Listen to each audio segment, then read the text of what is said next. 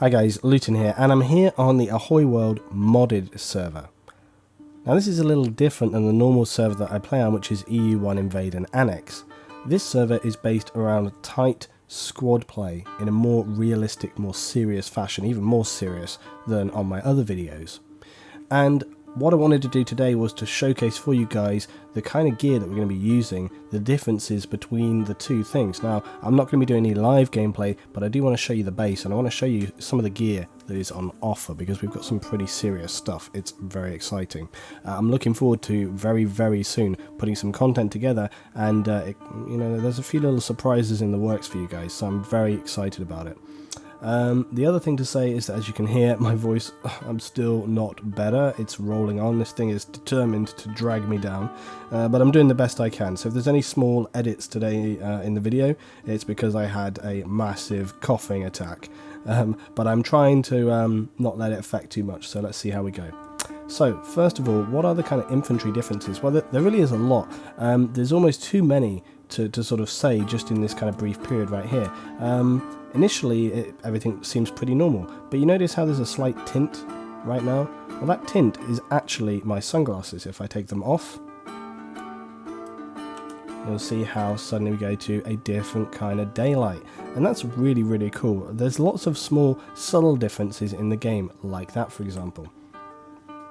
One of the other things is the ammo count. Now, if you look at the top right up here with the ammo count and the weapon and so on, you actually see there is no literal ammo count. So I have no way of knowing exactly how many bullets are in the magazine, but what I can do is I can do a mag check. So if I press this right here, what he's doing is he pulls the mag out, and that little indicator tells me roughly how many rounds I've got left. So basically what the guy is doing is pulling the mag out, having a little look into it, and seeing how many bullets he's got in there. So he's having basically an estimation of what is left and available. So it's a really good system. Something else that you have to be aware of on the server is actually ear defenders.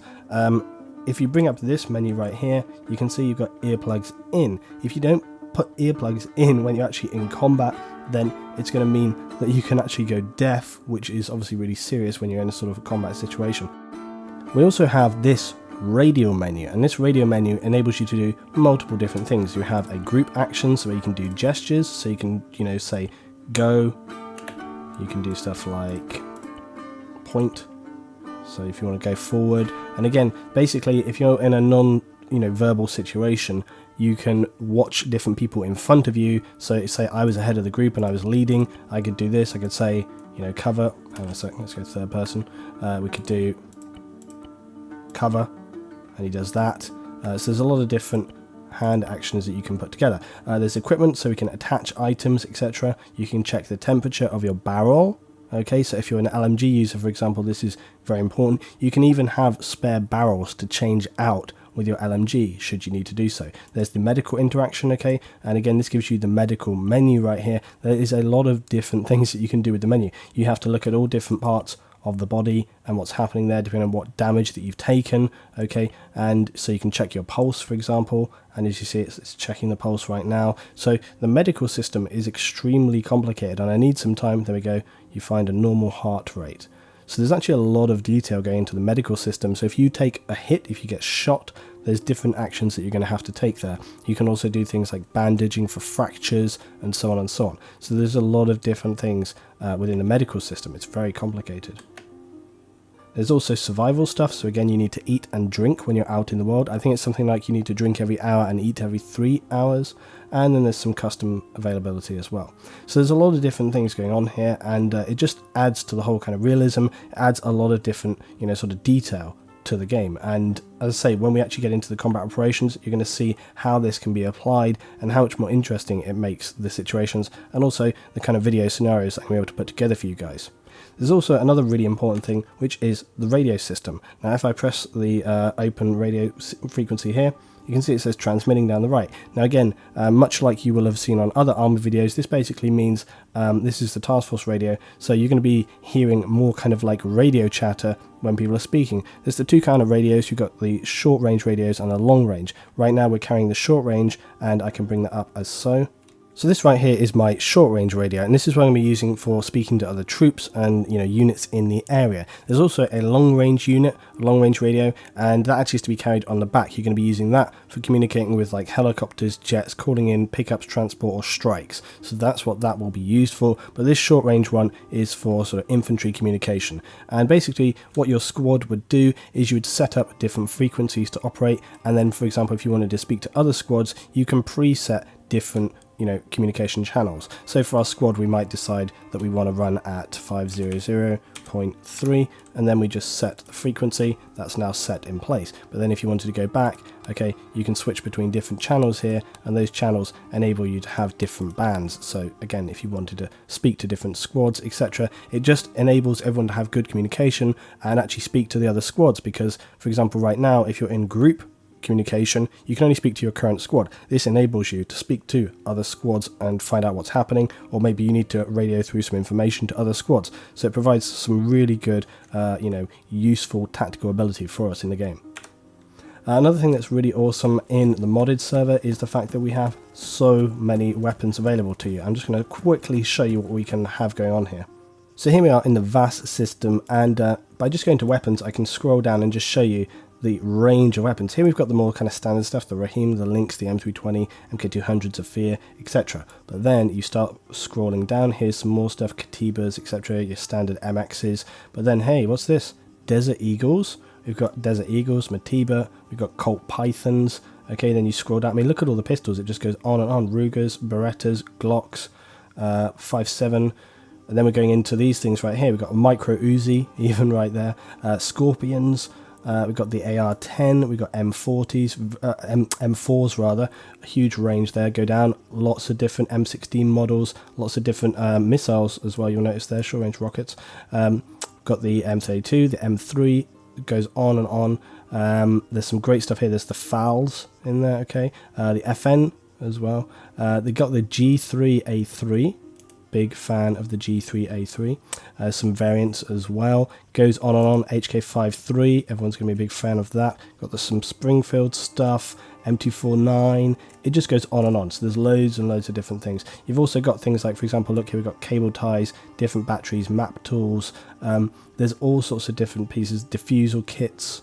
Okay, there's a lot of different things available. Also, when you come into items, for example, there's a lot more, for example, suppressors, there's a lot more optics, there's all of this kind of stuff available. And I will be showing, and for example, if I do a mission, I'll probably show you my loadout before that mission begins or something along those lines. We've also got a lot more kit and equipment, so a lot of different ways of carrying and dressing your character. So basically, there is a hell of a lot more detail and a load more weapons here in this model, which is fantastic.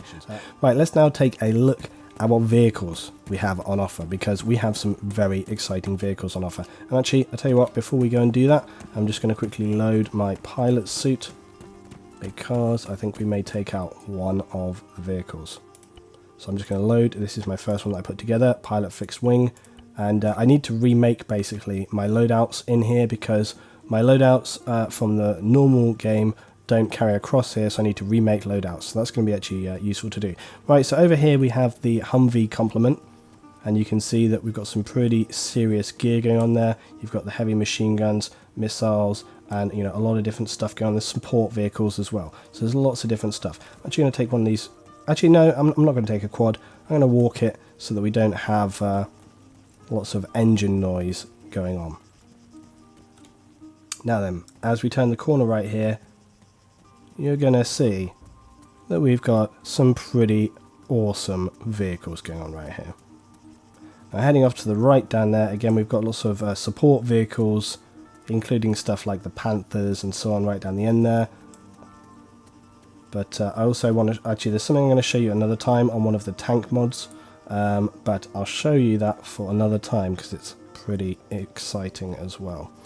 Okay, so starting off here, what have we got? Well, we've got the AH-60M Black Hawk. Yeah, it's not the Ghost Hawk, it's the Black Hawk, the proper Black Hawk, one of my most favorite helicopters. So very excited to be piloting this in some missions for you guys, and that will be coming up for sure. We have got, of course, as well the UH-1Y Venom. So again, a classic model, a little bit better kitted than the Battlefield model. You'll notice the rocket pods right here. So again, it's also got the laser designation tools on the front as well. So a very, very good piece of kit. We have got the CH-47F Chinook, again with side-mounted miniguns right there. So again, a strong, powerful tool right here. This thing is awesome. You can lower the back, etc. It has a port underneath that you can open up as well for crew inside. Really, really fantastic. We've got, of course, the Ghost Hawk. We've also got the standard Hummingbirds and Pawnee. But then moving off into the distance, what's that over there? I think you will see. We've got the Blackfoot. Okay, standard Blackfoot. But then coming up, we've got this beast right here. It's the AH-64D Apache Longbow, and I actually test piloted this with Bacon yesterday evening, and this thing is a monster. Seriously, the armaments that this thing has and the range in which it can operate is obscene, really. You can also, laser designate for yourself. You don't need people on the ground to do it, and that's actually the case with a lot of things, including some of the jets, which I'll talk about in a sec. So again, some really exciting gameplay to be coming from this stuff. We've also got the Viper attack helicopter. Moving across to the jets, we've got the Su-35 Flanker, the Russian jet right here. And again, I was piloting this thing around before. It's just absolutely awesome. The speeds that you can get up to with these things and the armament that it has, just absolutely brutal. We've also got the F-18 Super Hornet. Now what you'll notice right here, this is actually a two-seater model. And again, I was piloting this the other evening. The F-18 two-seater is fantastic because you obviously have your main pilot and then your gunner who can be like designating targets, operating things on the ground for bombs, and so on and so on. A really, really fantastic piece of kit. You also have the single-seater model, which is fine. I've got two of those, and then we move on finally to, of course, the my favourite of all, of course, the A164 Wipeout, which is, as ever, ridiculously armed. It's got so much armament, it's insanity. So yeah, some very, very exciting tools that we're going to have available to us on the server.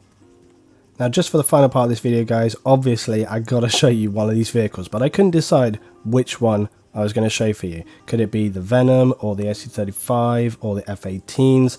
I just couldn't decide. They're so cool. The jets, of course, are always fun and exciting, but I think there's nothing else, nothing better that you could go with than the Apache Longbow. So let's take it out for a little spin. As I say, we were operating this actually at night as well, and this thing, when it's firing at night, it just lights stuff up. The armaments in this thing are ridiculous.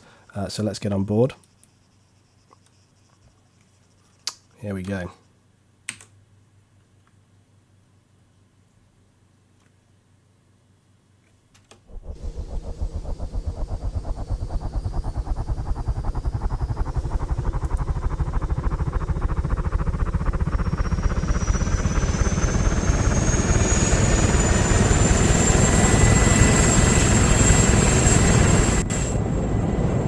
Okay, so we're ready to go off. You can also see that the HUD actually remains in place for me, so I can like pan around, look around, and it all stays here on board. I've also got all my flight controls, etc, etc. It's a really nice modelling in this variation. Okay, let's take off and have a little fly around. Now you can see that whilst obviously we have the gunner position in front of me, as a pilot, we actually have got the Hydra 70s on board as well. So despite the fact that we have, all of the main sort of locking tools, the pilot actually has some control for firepower as well. So you can imagine you can actually work together as a bit of a double team targeting units on the ground, which is totally awesome.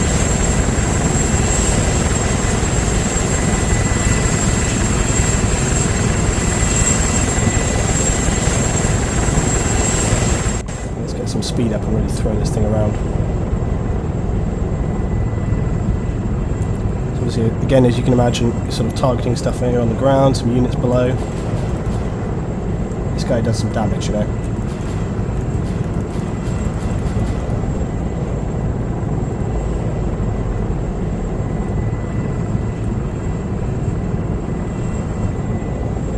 So I'm very, very excited. Oh, here we go, units have started spawning in around me. I'm actually going to break the hell out of it. You can see on my radar above. And that's what's so good about patrol operations. it kind of fluidly and actively creates units and missions around you. So you go out on patrol and actually find missions and find targets and find objectives for you to do.